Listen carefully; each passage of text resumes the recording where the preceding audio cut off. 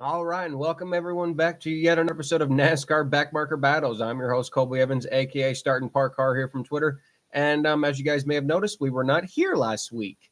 Obviously, I kind of announced at the beginning of the year before we started doing Backmarker Battles full time that I didn't know if I was going to be doing it weekly because, well, let's face it, there's a lot less backmarkers in the sport as the years go on. So there becomes a lot less to talk about. And in certain weeks, I felt like coming out of Las Vegas, going into Phoenix, there really wasn't anything to talk about when it came to backmarker related stuff.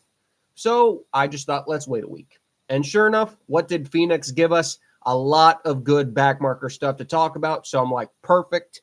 Let's come back here with a good show tonight. So guys, we got a lot to talk about. We're going to talk about Phoenix. The Xfinity backmarkers did good. Rick Ware Racing's really showing a lot of promise in the Cup Series. We're going to talk about that. MBM Motorsports is back to Cup this year. So awesome to see. We're going to discuss that. And, of course, we're going to go over the Bristol entry lists. So, yeah, lots to talk about. I'm going to go through my little intro, guys. I go through at the beginning of every podcast, and then we'll get right into the review of Phoenix. So, as you guys know, follow me on social media, Starting Park Car on Twitter. We just reached 5,555 followers, so shout out to giving me to that fun number.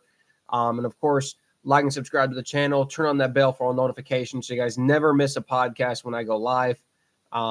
Super chats are open. If you would like to send one and support the channel, that'd be much appreciated. And, of course, check out theracingexperts.com for all NASCAR media-related content, the official media partner of this podcast. So let's jump right into Phoenix, shall we? Definitely not my favorite track. I've made that very clear on multiple ARCA and Backmarker Battles podcasts. But you guys aren't here to see me rant about Phoenix, although some of you would love to see me rant about Phoenix. Only had 3 series here this weekend. We had ARCA, which we covered on Tuesday, and then we had Xfinity and Cup. No truck. They are only here in the fall. So we'll start off with the Xfinity series.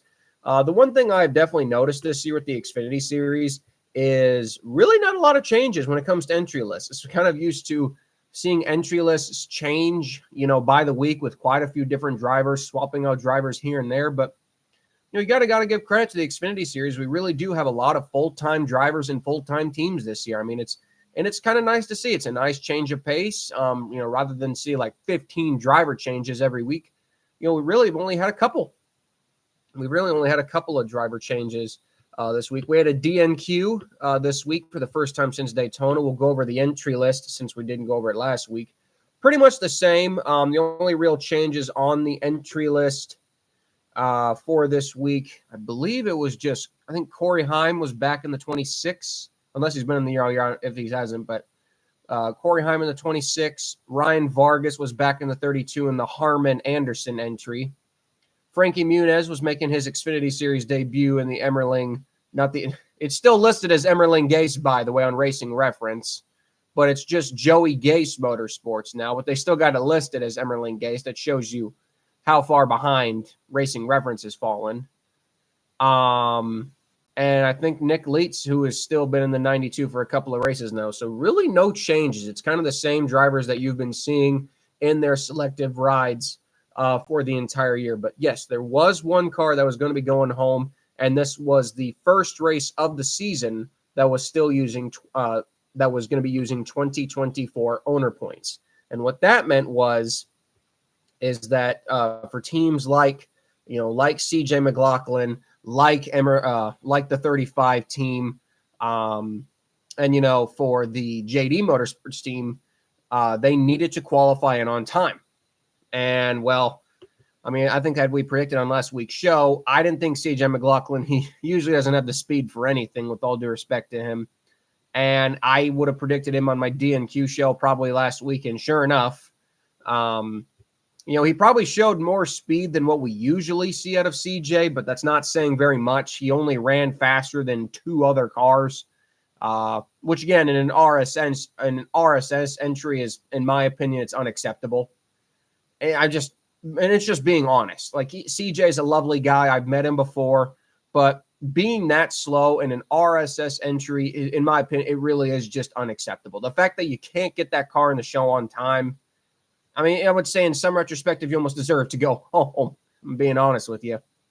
The number 6 of Garrett Smithley did make a qualifying run. The 32 of Ryan Vargas, that car, man, Harmon, just listen to them on the radio, man. It was kind of frustrating. At Vegas, they had issues. The car wouldn't get into gear for Sage Karam. Or, I mean, you go back to Atlanta, Jordan Anderson drove the car. He said something was just wrong in the front end for the whole race until something broke. And then for Sage Karam at Las Vegas, the car wouldn't go into gear. And then even when it was in gear, it just didn't handle right. And then, you go to this race in Phoenix, and, Ryan was complaining of brake issues the entire weekend. So it's just a litany of issues every single weekend for the 32 team, which, again, even though that is a number 32, which is owned by Jordan Anderson, the car and the equipment is actually from Mike Harmon's team. So definitely a struggle for Mike Harmon, but I think it's the most races that the 32, I guess by technicality, it's the most races that a Harmon entry has made in a row, probably since 2021, 2022, maybe. I don't remember the last time they made 3 races in a row, but yeah, it's not the best start to the season for them. But nonetheless, CJ McLaughlin was the DNQ. Some of the better backmarker qualifying runs. We had Brennan Poole up in 22nd. I'm not even sure if we can really consider Alpha Prime a backmarker team. They got good drivers. They finally got stability of sponsorship. And Brennan Poole's a beast. We know that, but he was 22nd. Alfredo Spaghetti Guy, he was up there in 20th. Kyle Weatherman in 14th. We know he's a beast. Let's see here. I guess that's kind of it. Everyone else was just kind of outside the top 20. The race itself was about as formulaic as an Xfinity race as Phoenix goes. For as good as we give the Xfinity series, even that series, they're not miracle workers. We still had our issues. We did have some moments, though, in the first 5 laps of the race. We did have some backmarkers tangle. We had Patrick Emmerling basically shunt the crap out of the 4 of Dawson Cram into the 51, and then in the 11 of Josh Williams. They were all involved in a crash. Patrick Emmerling, man, it's been kind of a tough go for that team since a decent run at Daytona. Dawson Cram, they really couldn't afford that damage, kind of ruined their day.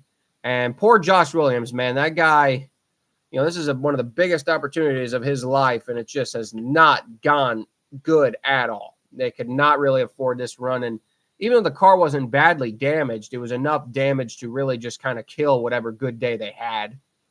But yeah, so a lot of those teams didn't need that. Ryan Vargas, the 32 car, made it a whopping 17 laps before they literally caught on fire. Yes, Jeff Gluck managed to snap a photo, which I believe you can still see online.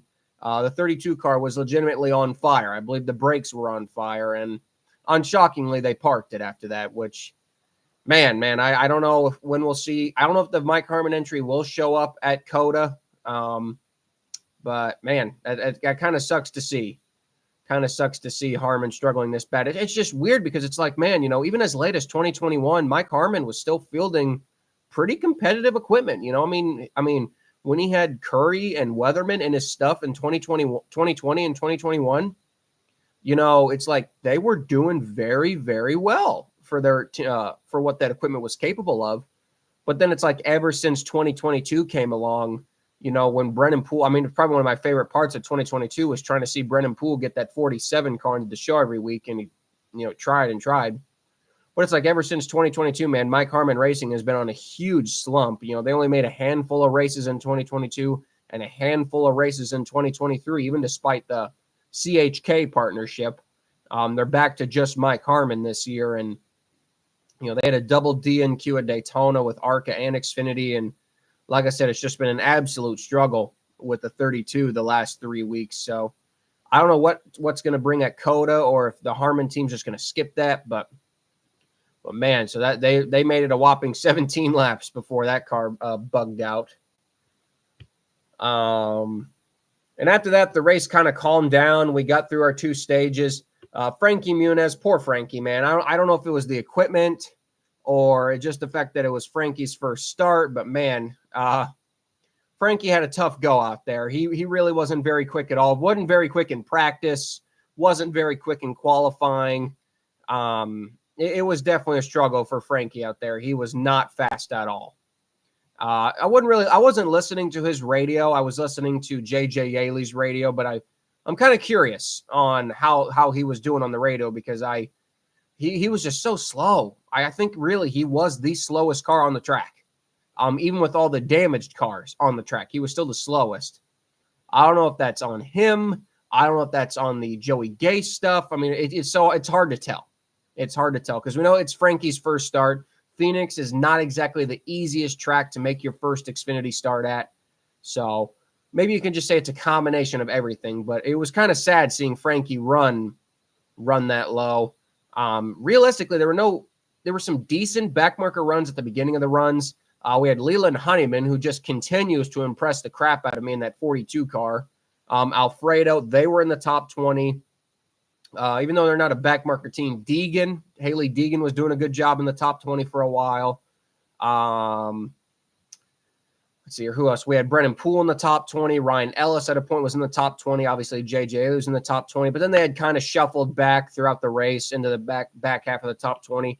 Then we had kind of the moment of the race that screwed everything up. The lap 138 caution with Haley Deegan that should not have been a caution. She simply drifted up high, didn't even hit the wall, and whoever's got their stupid finger on the caution button hit it anyway and caused a caution. Sure enough, cautions breed cautions. We restart the race. Now, one lap later, and we have a not one, not two, not three, not four, not five, not six, but what felt like a 10-car pileup. And it wiped out a lot of good cars. It wiped out a lot of good cars. Specifically, it wiped out the Jordan Anderson fleet. Jeb Burton and Parker Retzloff were both wiped out in the crash. Haley Deegan, unironically, who had brought out the other caution. John Hunter Nemechek, who it's felt like, outside of his win at Las Vegas, has had a terrible string of luck in the Xfinity Series. Eric Almirola, it took out those guys. They were done for the day. And then the other cars that were involved that were able to finish, the 44 and the 43 were both technically involved in the crash. Poor Brennan Poole probably would have gotten a better finish than 20th had he not gotten all that damage. Riley Herbst, Sam Mayer, who he can't finish a race to save his life this year. Chandler Smith was the one who caused it. And then the 17, forgot he was even in the 17. Was there even a 17 car in the field? Racing ref? Oh, yeah, William Byron. I forgot about the Hendrick entry at all. But, an unnecessary big crash, wiped out a lot of cars. But, wiping out all those competitive cars definitely gave the advantage to a lot of those lower budget cars to get a great run. And, boy, it did pay off for sure. We got back going green again. 45-lap run ensued. And it looked like we were just going to have a nice, calm, clean finish at Phoenix. Like nothing was going to go wrong. And then all of a sudden, Justin Allgaier with like 5 laps to go goes into turn 1 and the left rear tire is down. And then bam, he hits the wall. The leader wrecks. Definitely did not expect to see that. And I feel for him. Justin Allgaier, it's like this is basically that wreck encapsulates Justin Allgaier's career. He's a very solid driver. Justin Allgaier is a very, very solid driver. But the guy has some of the worst luck in racing. He has so much trouble sealing the deal. And half the time, it's not even his fault. Justin Allgaier has lost so many races because of stupid stuff. You'd think this guy would have a championship. And realistically, Justin Allgaier should. He's like Denny Hamlin. He's like the Denny Hamlin of the Xfinity Series. Justin Allgaier should have a championship right now, but the guy just has, it's like when it comes to luck, he just can't buy any, which is weird because he's got one of the best rides in the series. But yeah, poor Justin Allgaier crashes, so that sets up another restart for overtime. And unshockingly, the car that's been really dominant this entire year, Chandler Smith picks up the win. Jesse Love, I'll say, finishes second. And Jesse Love actually beats the guy he took over from Sheldon Creed, so that's got to hurt for Creed. So JGR wins again. SVG, he kind of came out of nowhere to finish 6th. Great run for him. after the string of bad luck at Las Vegas. Good to see him with another good run. And then the Backmarkers, I guess you can't really call them Backmarkers, but lower tier teams. They did a great job. We had Our Motorsports with Alfredo finished 10th. Leland Honeyman with the 42 Randy Young team finished 11th. Blaine Perkins, even though they're not a low-budget team, Blaine Perkins, who usually doesn't run the best, we'll be honest, him getting a 13th is great to see. BJ McLeod in his unsponsored 78 car gets 14th. Jeremy Clemens 15th. Kyle Weatherman 16th. Nick Leitz 17th.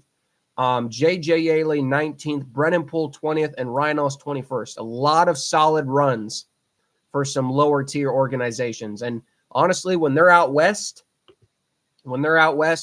getting that extra purse money, man, it goes a long way. Getting extra from purse money compared from like BJ McLeod, who at one point BJ was like 30th or 31st, but getting from like 31st place purse money to 14th place purse money, that's a lot of chunk of change right there. And, for a team like BJ McLeod, who doesn't have any sponsorship, yeah, sure, he's got that charter money, but you don't want to be blowing through that charter money like crazy. So, like I said, the race was okay. It was your standard Phoenix race, nothing special. I give it your solid Xfinity 7 out of 10 race.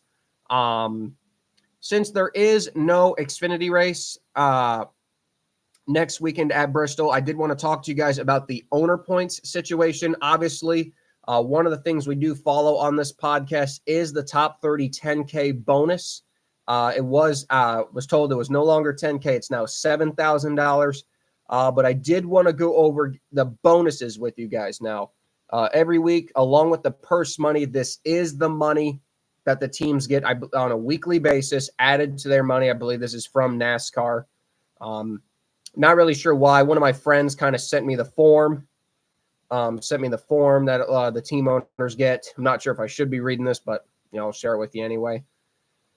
Hang on, guys. I'm just trying to pull up the owner points list. So the top 30 in owner points get a bonus. The top 30, the cars outside the top 30 do not get this bonus. This is only for cars specifically inside the top 30. So cars that are 26th through 30th in owners points every week get an extra 7,000.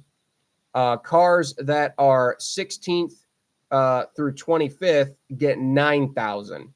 And then 6th through 15th get 11,000, and 1st through 5th get 16,000. So those are some of the bonus money numbers for the people in the top 30. Now, obviously, the ones that are most relevant for us are 26th through 30th. That is an extra $7,000 a week. And I'm telling you guys, that goes a long way. For some of these teams, $7,000 every single week. That's a couple sets of tires. That's hotel bills. That's food costs. That's a lot of money. That is a lot of money every week for these teams. And when you go out west for 2 weeks, you need that $14,000. Trust me. Now, of course, for Phoenix, this was the first race of the season that we would be using 2024 owner points. So now that we are officially in the 2024 owner point season, coming out of Phoenix, going into COTA. Now, this is big, because obviously COTA, I believe COTA is after Bristol. A lot of the teams that are doing well for COTA right now, we're going to talk about it right now. A lot of the teams that come out of here well, and I would say pretty well safe for COTA, that maybe you would expect maybe not to be safe.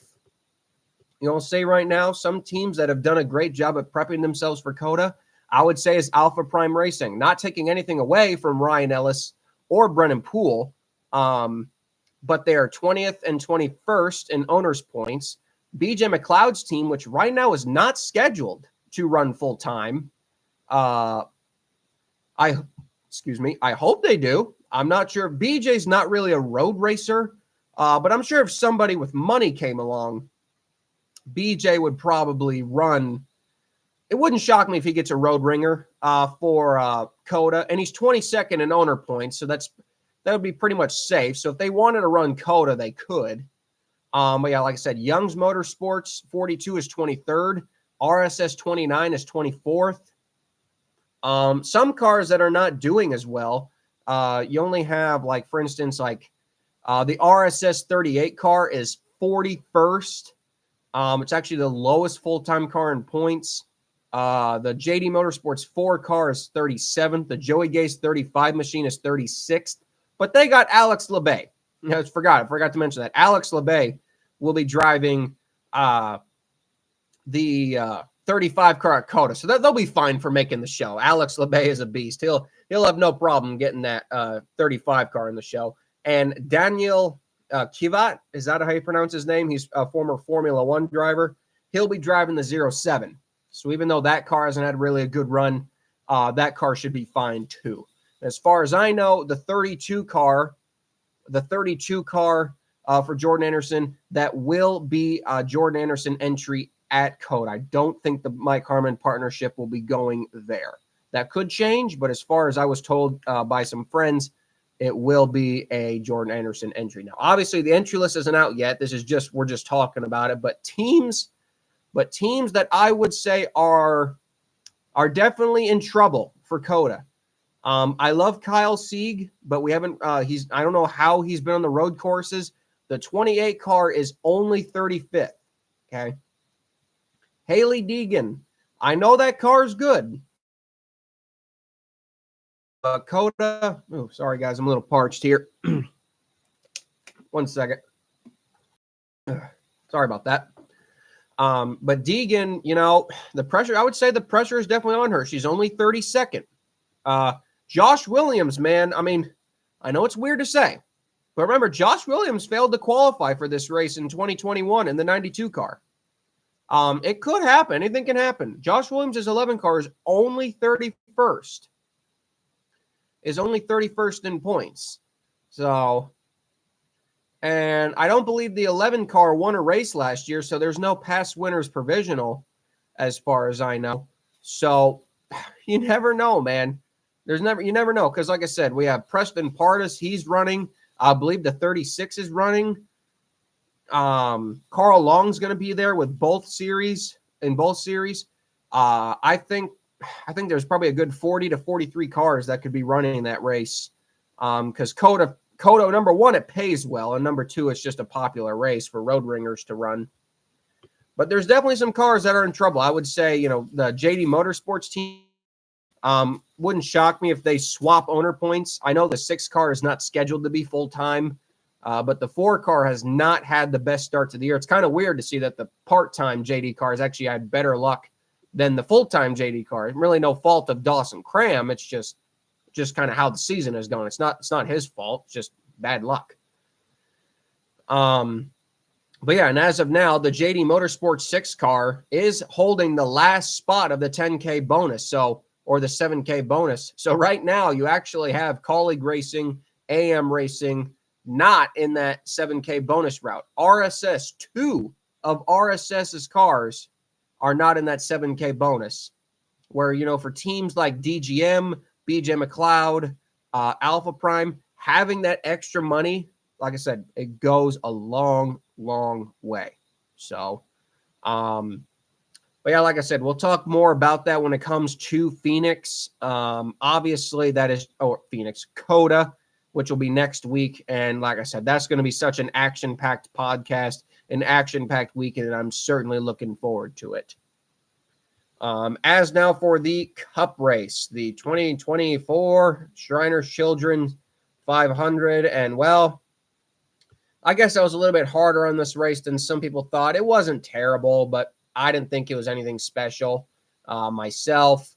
Christopher Bell won. There's really not much else to really say about it. We had a couple of crashes. We had an unnecessary big one for some reason. Rick Ware Racing has definitely improved its program, which is so great to see. Justin Haley, last year, it was known that he was moving. Colleague Racing gave him nothing to work with by the end of the year. But you can really tell, man, Justin Haley is getting as much as he can out of that 51 car every single week. P24, man, it's a very good run for him. P24, and only 1 lap down. Kaz Grala, I'll say, you could say he's the runt of the Cup Series, full-time Cup cars, realistically. And he did a good job. He actually out-qualified some people. And, he ran a respectable race. He was 30th. I mean, again, not a terrible day for Rick Ware Racing at all. I definitely would say, I would almost say to an extent that I would almost say all due respect, man, is Colleague below Rick Ware Racing now? Like, being honest, is Colleague below Rick Ware Racing? I can't, I don't know, man. They were not very good at Vegas. They improved throughout the race, but they still weren't very good. And they really weren't very good here either.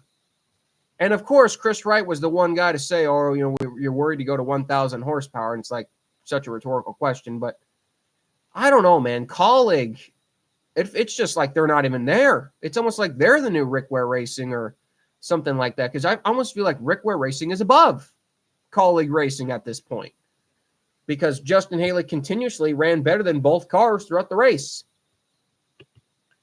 So yeah, I mean, it's just, I don't know. I don't know how all that works, but good for Justin Haley in 24th. The owner point situation right now for charters, there is no charters up right now. I would assume, I mean, we know that the 15 charter was, potentially up at the end of last year. NASCAR kind of gave them an exempt because they realistically had improved their performance. Rick Ware Racing was making an effort to get better. So maybe NASCAR kind of relented and maybe we'll give them one more year. And to their credit, the 15 car is doing quite well this year compared to even last year. And right now, I don't even think the 15 car is still not even in the top below in terms of the top 36. No, right now the 15 car is actually 31st. The lowest three charters right now in the Cup Series are the Colleague 16 car in 34th, the Spire 71 car, which is 35th, and the SHR 41 car, which was 36th. But they had a penalty. That's why they're so far behind.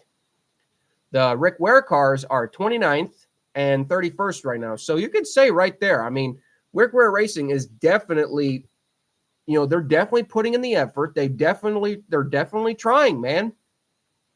They're definitely trying harder than they ever have. So I'm happy about that. I'm happy to see that. It's a great effort out of them. They've got more manufacturer support than ever. I believe it's an RFK or some sort of alliance with Ford, but it's paying off, man. Haley is definitely doing a great job. And I'll say, we didn't think Kaz would be all that good, but he has done better than I thought. So hopefully Rick Ware Racing's team can keep it up going into COTA, because Justin Haley's a good road racer. And I don't know who's in the 15. And if it is Gralla, well, Gralla's also a good road racer. Whoever is in the 15 for COTA will certainly do a good job. But, so that was kind of the Cup race at Phoenix. Again, not much to talk about there. It was a race. Christopher Bell won. I give it a 6 out of 10 at best. I want to see a better package. Simple as that. So, before we do talk about Bristol, I wanted to mention MBM Motorsports. Yes, everyone's favorite underdog, Carl Long. He is back with the Cup Series. I did not see that coming, but at the same time, it really does make sense because, as we know, Carl Long will not be full-time in the Xfinity Series this year. That's kind of obvious because, well, we haven't seen him. But Carl Long is pretty much, how I say it, he's only running when someone brings the check. And obviously, that's understandable. In today's business model in the Xfinity Series, Carl, he can't afford to DNQ anymore. 2023 was a tough year to be an MBM fan, man. It really was.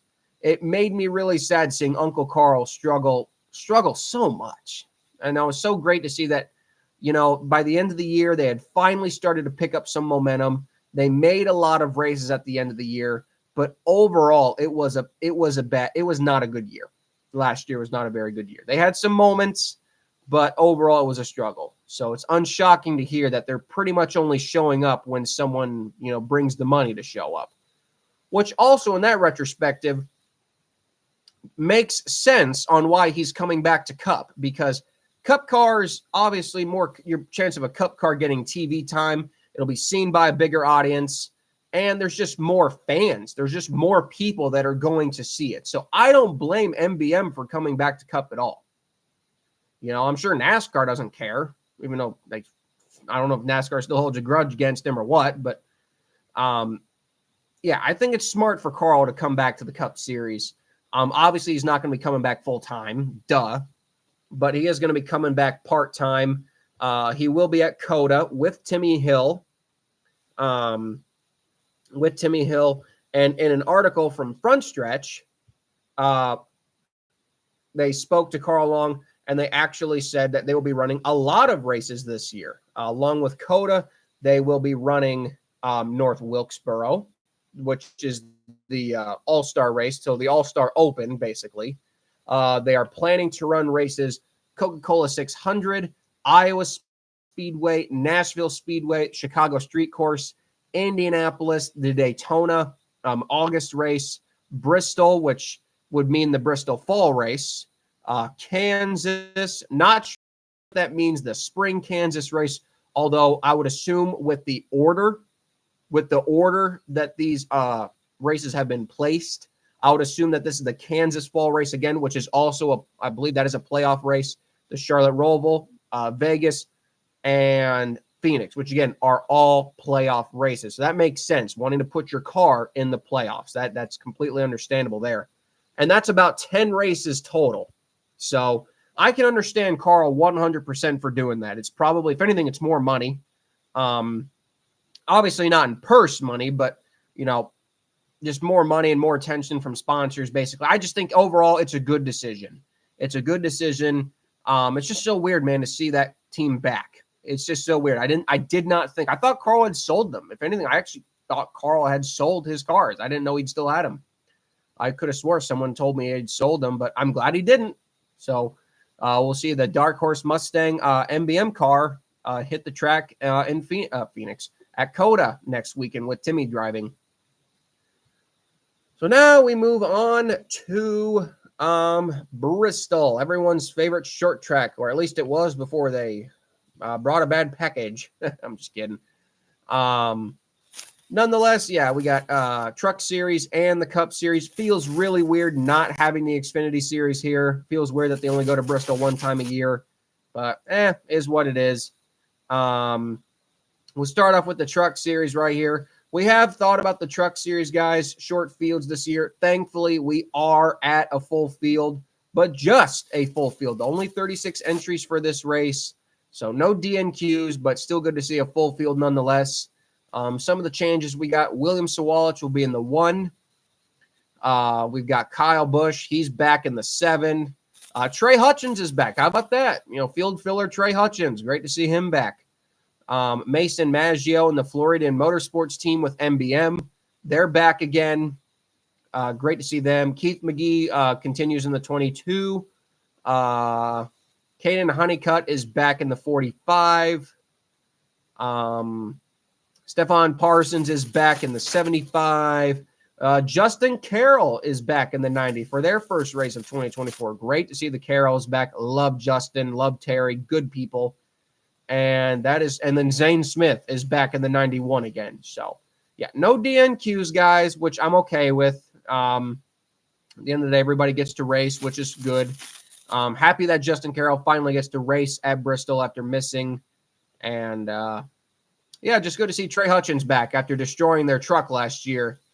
They destroy trucks all the time, and it's not even Trey's fault. Like, anyone else notice that? Charlotte, many years ago, destroys a truck, not his fault. And Texas last year destroys a truck, not his fault. It's weird how that keeps happening to Trey Hutchins, but nonetheless, it should be a fun race. The Truck Series at Bristol usually always puts on a pretty decent race. Like I said, good to see a full field. If I had to give a pick for a winner, I'm actually going to go with a unique pick. So I'm going to go with William Sawalich. I think Sawalich, we know Tricon is a good team. I think Sawalich picks up the win. And if I had to give an underdog pick, I'll go with Caden Honeycutt in the 45. Really hope we do see some improvement out of a lot of teams this weekend. I am I'm hoping so. There's a lot of people who need a good run, you know, especially going into COTA as well. We'll talk more about that next week. But yeah, there's a lot of people, guys, trust me, that need good runs when they go into COTA because Xfinity and Truck will have DNQs for the COTA races. But yeah, so that'll be fun. That is taking place on Saturday. Not sure if I don't think it's Saturday night. I don't know why. Is the race really only 150 laps? I figured the truck race would be 200. But I guess they're keeping the same distance for when it was is it really only 150 laps? I figured that they would keep it at 200. That's usually what the truck series does, is a 200 lappers. But man, if they're really only running 150 laps, that is short as crap for a truck race. That can't be right. Are they really only running 150 laps? Because that's shorter than the ARCA race. That's got to be wrong. Let me check J-Ski. Hang on, guys. Let me check J-Ski real quick. Hopefully Racing Reference is wrong. There is no way that race can be only 150 laps. Hang on a second, guys. I just want to make sure this is right. No, it is really, wow. It is only a 150 lap race. Wow. Okay. Wow, that is really short for a truck race. Wow, that's disappointing to hear that the truck race is only, that is shorter than the ARCA race. Okay, the ARCA race is 200 laps. Man, I don't know what they've been doing with truck series races lately and shortening distances, but it feels like these truck races get shorter every year. You know, the mile-and-a-half races, they used to be 167. The mile-and-a-half races used to be 167, and now they're like 134. And really, 150 laps for a truck race at Bristol? What? The race is going to be over in an hour, even with cautions. That is ridiculous that the race is only 150. Wow, okay. I'm sorry, that just, I don't know why that makes me so upset, but the race used to be 200 laps. We're going back to concrete. Why is the race not 200 laps? I can understand why it was 150 laps on the dirt, but really only 150 laps. Shorter than an ARCA race. Okay. All right, that makes no sense, but all right. I mean, that's NASCAR for you. Jesus, that sucks. Huh. Wow. Okay. I mean, it's just like when they took Martinsville down to 400 laps. I didn't like that either. So, all right, well, enjoy your 150 lap truck race. Man, that's stupid. Okay. I don't know why, guys. That just shocks me.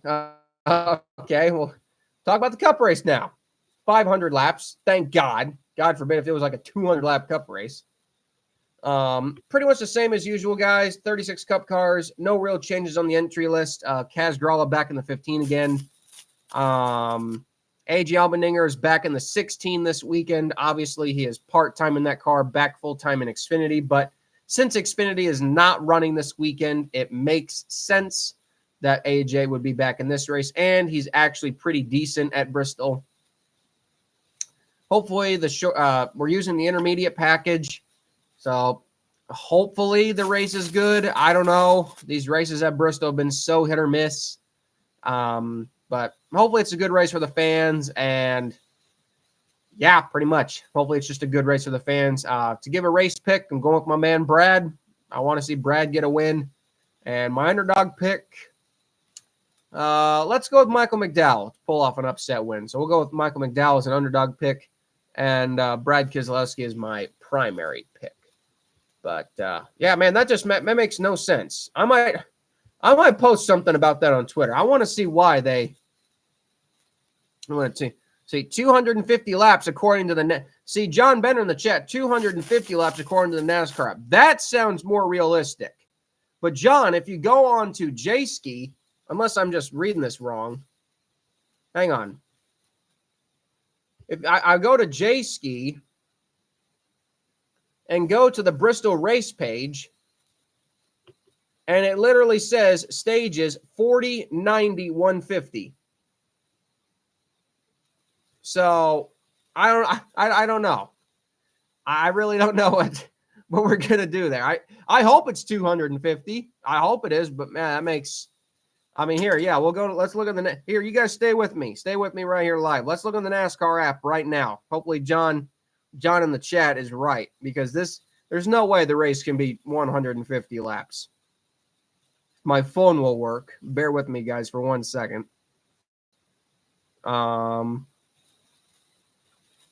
Let's see here.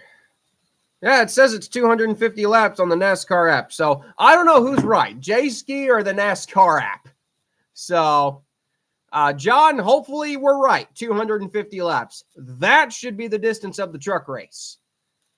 Hopefully not 150. God forbid. So, yeah. All right. Well, you made me feel better, John. You made me feel better. So thank you. Thank you. And to everyone else, thank you for joining me for Backmarker Battles tonight. I know not the most action-packed episode. Trust me, guys, CODA next weekend. That is going to be so much fun. I cannot wait to talk about that with you guys. But just kind of a fun little show for you guys tonight. And yeah, so thank you all for tuning in. Hope you guys enjoyed. Again, like and subscribe to the channel. Turn on that bell for notifications so you guys never miss a podcast when we go live. And I'll catch you all next Tuesday, with the ARCA Racing Podcast East Series Opener Preview Show for Pensacola. So, excuse me. And, yeah, we'll see y'all then. So, I'll give you guys a goodbye salute, and I'll say goodbye. So long, guys.